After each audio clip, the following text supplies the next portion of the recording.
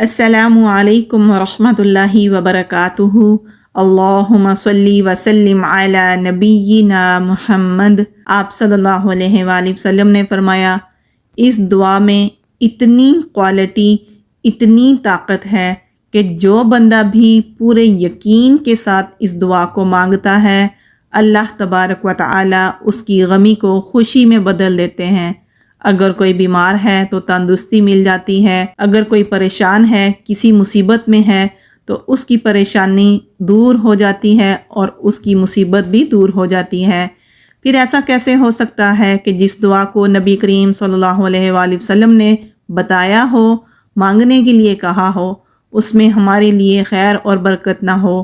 دعا مانگنا سیکھیے، یقین کے ساتھ مانگیے۔ ہمارا مسئلہ یہ ہے، ایک تو ہم دعائیں مانگتے نہیں ہیں، پھر دوسرا یہ ہے کہ ہم یقین کے ساتھ نہیں مانگتے، بے یقینی کے ساتھ مانگتے ہیں۔ تو آئیے اس دعا کو سیکھتے ہیں۔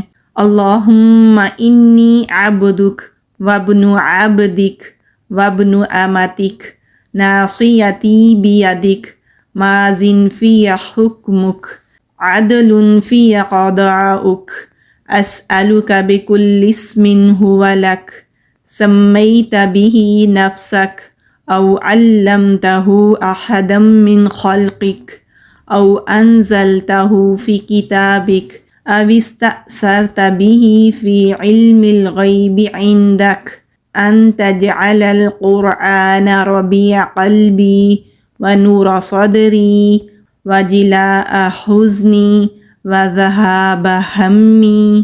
اے اللہ، میں تیرا بندہ ہوں، تیرے بندے کا بیٹا ہوں اور تیری بندی کا بیٹا ہوں۔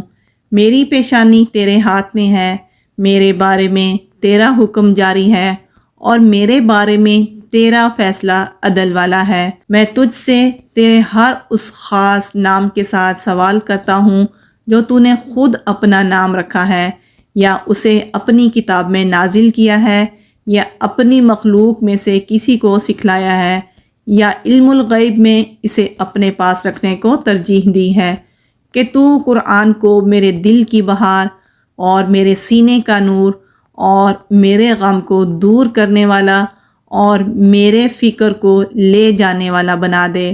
آمین۔ السلام علیکم ورحمۃ اللہ وبرکاتہ۔